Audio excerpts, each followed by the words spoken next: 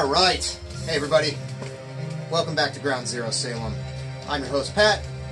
My co-host and good friend, Peter Mikanovic, is with us. How's it going? Peter, how you doing tonight? Pretty good. Pretty good, pretty good. Enjoying the new camera we got. It's really cute. A couple of angles. I got a new webcam for Valentine's Day, so the quality seems nicer. Yeah, right. I just tested it out, and none of the music came through for some reason, so we'll see what happens. I'm also filming this. You guys won't hear it, but... We're filming this on my cell phone as usual. I might splice in different angles and get fancy. Yeah. Probably won't. But we're listening to Tiamat's Sumerian Cry, which will be very audible on one camera and probably not at all on the other. This one. This one right here. Sorry, guys. Just kidding. Peter, what do you think? Tiamat's Sumerian Cry, yeah. What are your thoughts? I mean, I love it. It's probably one of the best things from that era. I really like... It just kind of sounded a lot fatter than after they did it with the Treblinka record. Yeah. Still mostly just think about how sad I am. I just bought this shirt on a really typical late night drunken eBay binge, and accidentally hulked it off, trying to stretch it out when I was scratching myself, and just hulked it right off when I was sitting on my bedroom floor, pretending to get fixed sometime. How do you feel about this record? I love it. Big fan of the Treblinka demos. There's I think it's a reused riff from I think it's Earwigs in Your Veins in the beginning there. That Sumerian Cry intro. It's great. You know, this is like death metal riff. This that awesome early Swedish death metal before it got really defined, and bands like Grotesque and these guys were still sort of black metal too. Yep. You know, so Mephisto. Yeah, Mephisto especially. That shit's great. So. Awesome stuff. This is going to be spinning in the background through some of this. We are, if you haven't noticed yet, going to be spinning a little bit of a wheel here.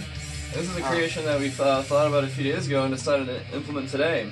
This is the sawblade of Civil Discourse. Correct. And this is how we're going to be navigating some cassette reviews we'll be doing.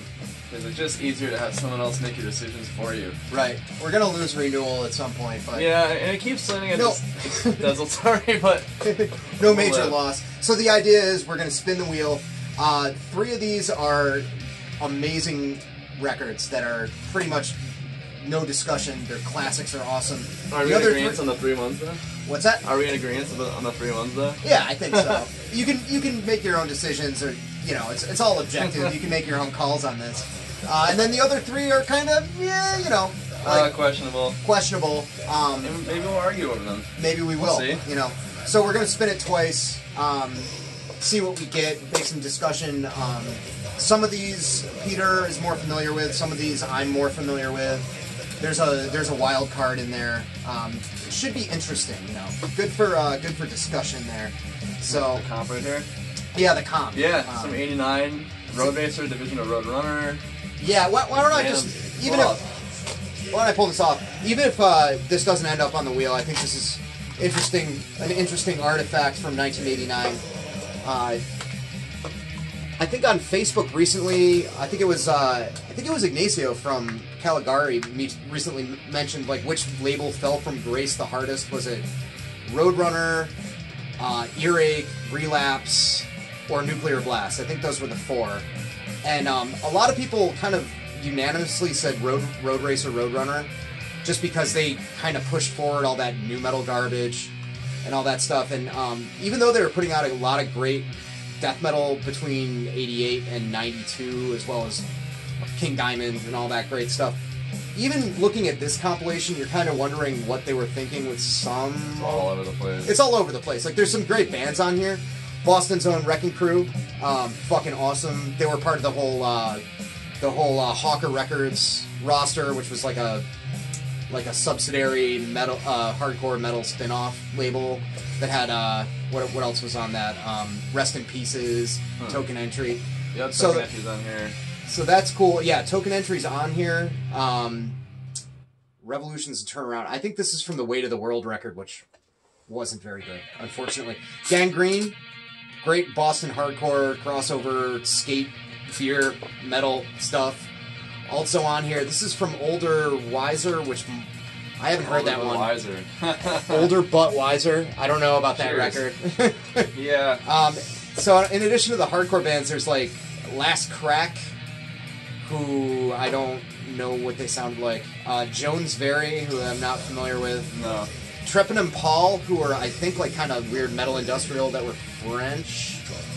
And a band called Heads Up that I'm not familiar with all, but they were on Hawker, so... Called Heads Up? Yeah, they're called Heads Up, and they were a hardcore band on Hawker, I'm assuming, so they were probably alright. Sounds like Yo, an exclamation point, used through hardcore. So we're going to listen to the records, and then we're going to kind of discuss them a little bit, and that's basically going to be the gist of it. I'm as anatomically correct as a Ken doll. Alright, so without further ado, let's give the wheel the first spin. Right, try to get a classic and a stinker in here. Yep. Alright, ready?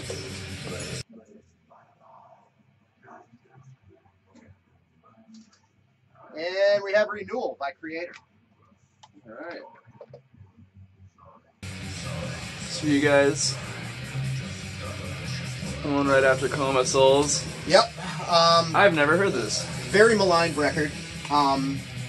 A lot of people don't like it for good reason. It was a very, very big shift in sound. Yeah, it stays. Sort of mechanical, sort of like crunchy, post-thrash, Black Album-y kind of stuff. Again, for me, and this is the case with a lot of records that I like, pure time and place nostalgic thing. I'm sure if I was a younger kid, like hearing this, unless I had a weird fetish for like tepid, industrial tinged, like mid-tempo thrash, which some kids do. It seems like. Fear Factor got cool again for a bit. Yeah. Oh yeah. Fear Factor. I mean, they are sick. I'll be honest, but. But yeah, I can't see myself with my taste now enjoying this record, but I fucking loved it. Loved it when I was, a kid when it came out. I think I was 15 or something when it came out. So we're gonna listen to it, and then we're gonna talk about it. Yeah. So here we go. What is going on with this praying mantis? What is it? Oh wait, hold on. You know this? No, just the snare already. Oh. The drums, I'm like, no. That's a riff? Oh no. Hell yeah, dude.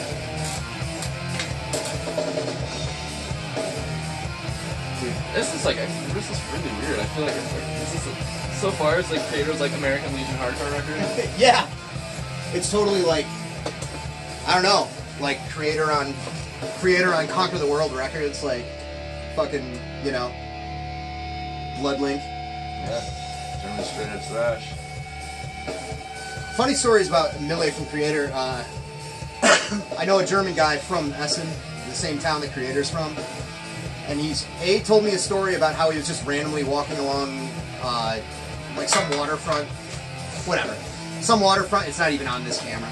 Some waterfront, and he just saw Millie randomly like rollerblading, which is just funny. And another time, he told me that Youth of Today, when they started getting big in Europe, and were playing like these massive audiences all over like Germany and Holland and stuff. All the times they came to wherever he was from, Essen, I guess, like, okay. Millie was up front, like, singing along, like, that's really awesome. Into it. So. Yeah, pretty time period accurate. Yeah. The first thing I notice here is, legalized marijuana. For all the weed positive viewers here. And no, that's, Schnell. And that's, and that is not lost in Spanish to English. Oh, I was really enjoying this for a minute. Yeah, the vocals. Yeah, he was trying to get away from the shriek, Yeah, it's just to me. It's just it sounds like when we're like fucking Macy's or something, and I'm just like, dude, I'm gonna like start wearing a different kind of like Levi's, and I'm like, dude, these are gonna look so sick. Yeah, man. Put them on, they're horrible. Try on these carpenter jeans. Have you tried on skinny carpenter jeans? Well, I just feel like you might like Renewal. The Creator, like going from Coma Souls to this feels like me trying on that whack pair of pants. I never went back and got them. Fair enough. Yeah. Y'all wear pants. It's cool. I don't know. We don't have to listen to the whole record. We don't. We can do a couple of songs. I like it. Yeah, this bit right here. Vocals kill for me. I'm not really a huge fan of them. I don't think they're. I mean, you know, definitely don't like them as much as his like previous vocals, but I don't think they're. At least he's not like Hetfielding out or like. Oh yeah. You know. Huh. And they do sound a bit like a different band. Yeah. They certainly. Oh wait. Almost. Oh shit. Oh. That riff was too peaceful though. Yeah. It was.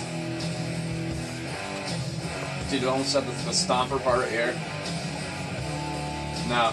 No. The riff is soft as fuck.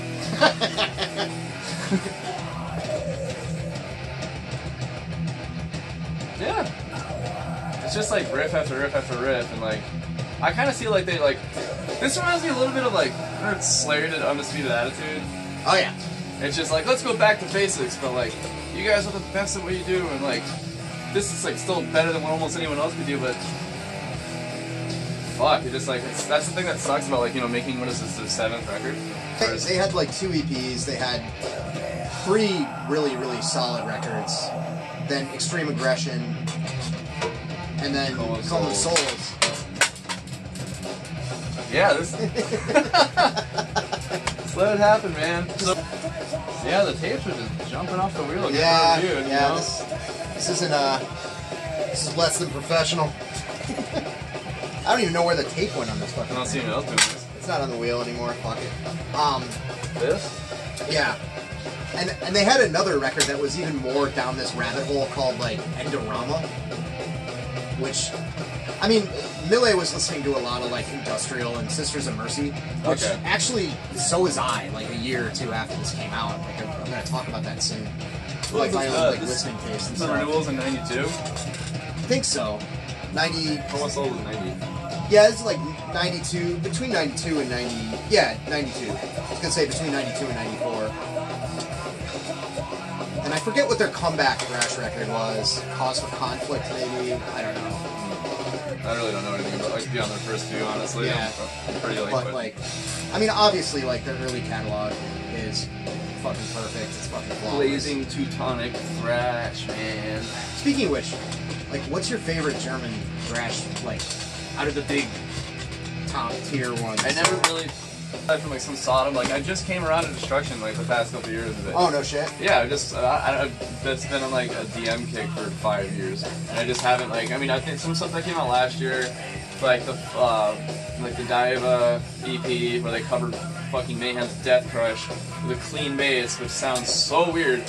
It's so good. Yeah, it's awesome. Like Steve Jansen from Trench Rot, Unrest, Crypt Sermon, etc. Just starting another band, it's different kind of like extreme metal, and fucking totally killing it. That Condor, Unstoppable Power. Yeah, that's a great record. LP, and like my favorite record of this entire past year, which is like Antichrist, Simple Birth, and that just like. I haven't heard that. Like I've seen that like for a lot of people that are into the new thrash, like the new like good thrash, non-pizza thrash kind of stuff. I have the first one. Yeah, and I like that quite a bit. And a lot of people are freaking out over that Vulture record too. I've never heard that one yet. Wait, Vulture or Vulture? Vulture, like the bird. Okay. Weirdly, like 2 of the biggest, most popular like thrash records that came out in 2017. There was a band called Condor and a band called Vulture. Oh, yeah. And I was joking with somebody about like how there's like, you know, Blue-Footed Booby maybe could be a band, or oh yeah, you know, sounds great. Dodo. But both those records are really good. Yeah, the Antichrist LP, just like I listened to it like crazy, and I got bored of it, and I was just like, you know, I actually listen to it. I have not listened to Creator since I saw them at. Was that last year? Was it Decibel Fest? Yeah, it was at Decibel Tour. Obituary and Midnight, and everyone got the short end of the stick except for Horrendous, because Midnight played second, and everyone just got fucking clowned after that. I would not want to ever like. It's like Midnight as a band is kind of like the dude that is like way sicker at everything you do, like your girlfriend's ex. And you're just like, dude, no, you know, fuck. Like after Midnight, man, he's way sicker than I am. I mean, I was really impressed by Obituary at that gig, because I don't like anything past Cause of Death, really. The new one, the self-titled one that just came out in 2017, I really liked. And I liked some stuff off of Incomplete, but I remember, like, when Incomplete came out, wasn't too far off from, like, when Morbid Angel Domination came out, and, like, some of the classic death metal bands were starting to spin their wheels, so to speak, a little bit, and, like, I only really like the first two, but live, and I've seen Obituary live, like, recently, within the past 5 or 6 years, like, 3 or 4 times. Yeah, they're still really active. And live, they fucking kill it. I like everything that they play. Like, they played that Redneck Stomp song, which I don't give a fuck about, and it's like a goofy fucking premise for a song. And, it's still Obituary, though. But they killed it. They're fucking awesome. Alright, so what's your summation so far of... We'll call it a day on renewal, I think. Yeah, that's fine. One of like the drums, just like the overall, it's pretty solid, but like the tones and everything. They obviously only want to change everything up, and it's not really my liking of theirs. But this is, I could see, like, as far as growing up with, it kind of makes sense to like this and like always look back. But that makes me feel like stuff like that's talking about like early 2000s, like 9 Inch Nails. Like, I don't think like 15-year-old me now would go back and listen to that. We all have that fucking band, so I don't even really need to get into that. Alright, so you want to give it another spin? Yeah. See what happens, see what falls off our janky ass sawblade. Cool. Saw of civil discourse. So we have Samuel, Blood Ritual, Desultory Bitterness, this thingy right here, Comp, Crumb Suckers, Beast on My Back, Bomb, and Inverted. The Shadowland. The Shadowland, this mystery tape we spent an hour trying to figure out if it was actually the right one, because somebody didn't know if it was even the same band for how long they were listening to. Yeah. So I'll explain later. If it comes up, I'll explain it.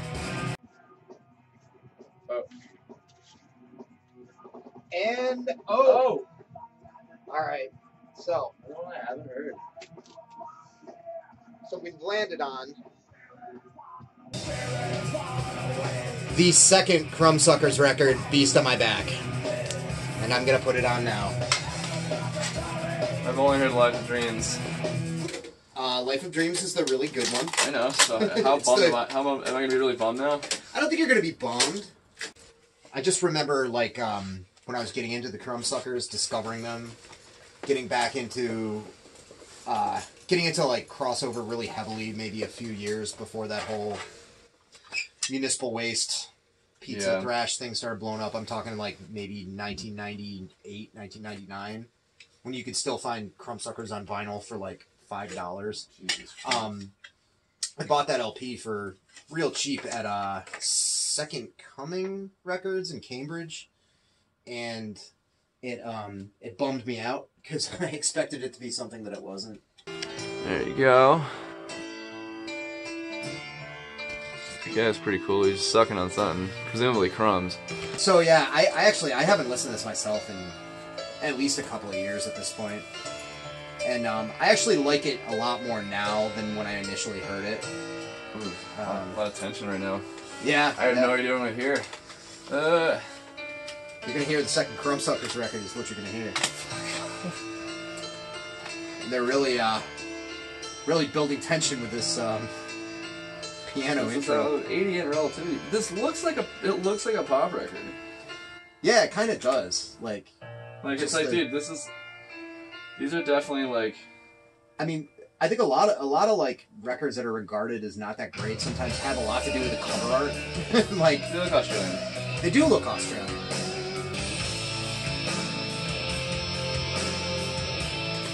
Again, not really getting. Wait, is it early 90s King Diamond? Oh. Hey, get your in the fucking boo boo. That's a riff. That's a riff. Poinky bass. Yeah, very poinky. Yeah. This is tight. Super dramatic, but let me turn up the volume. Oh man.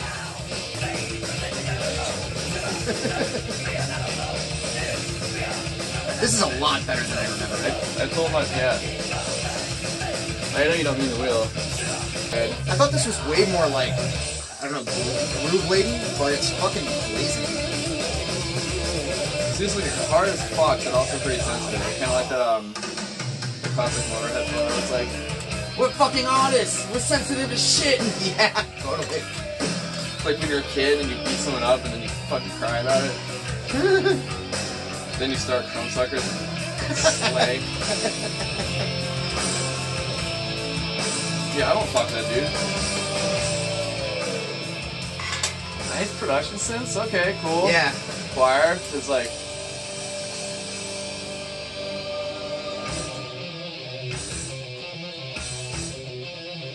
Vaguely Snake Charmer-ish kind of riff. Oh, whoa, whoa. So it just turned into a thrash record right there. Yeah. Oh, more boing bass. And then the song's over. I love the term boing bass. I'm on piano, baby. Look at that. Yeah, they're tight as fuck. Yeah, they are.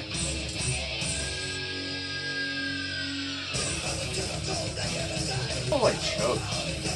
Oh yeah, yeah. It's definitely from the choke, like John Brennan, like. Yeah. Well, this dude originally sang for Crackdown before he sang for Crumbsuckers.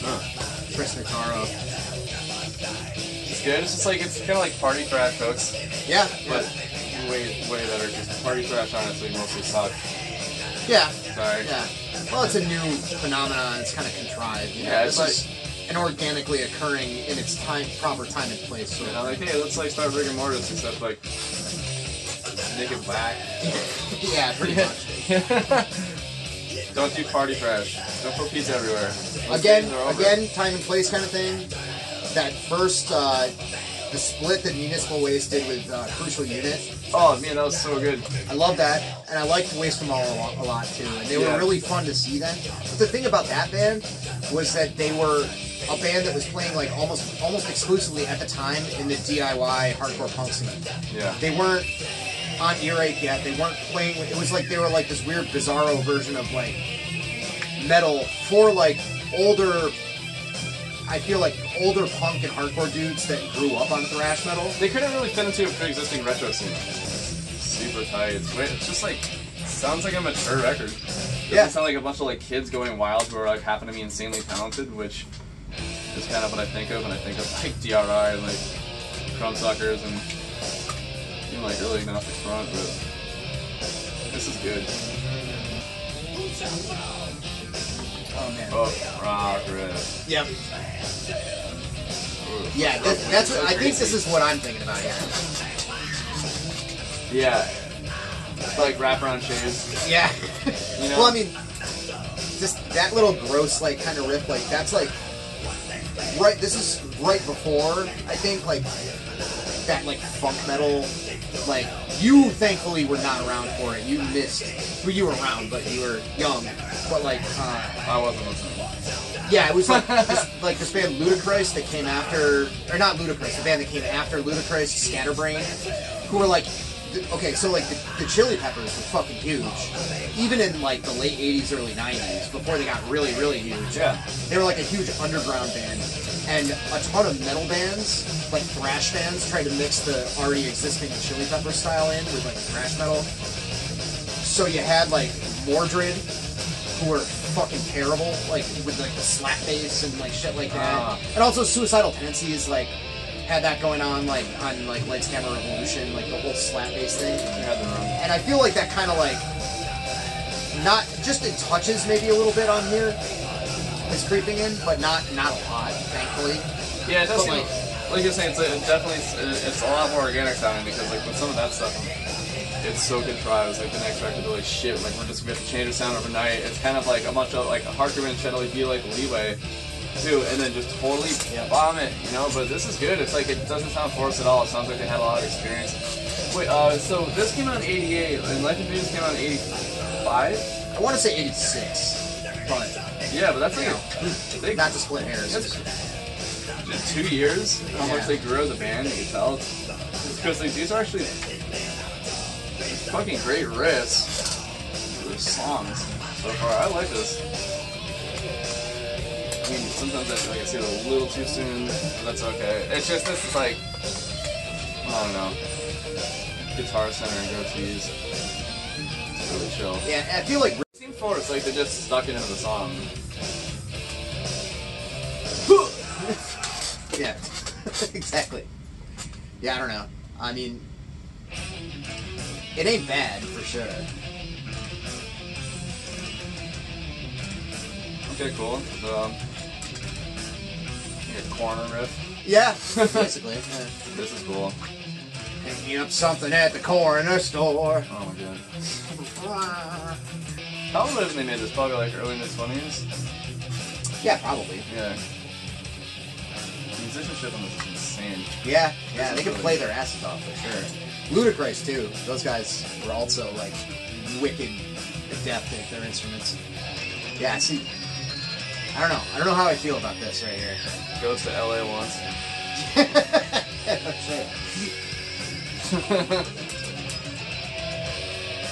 It's like this, like right before something like it starts sinking and gets really lousy. Just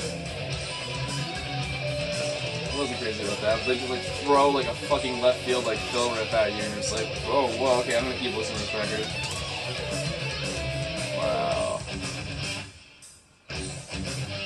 Plus, like, how long has this song been going on before? Is this an instrumental? I don't even know. Yeah, I mean now to me it sounds like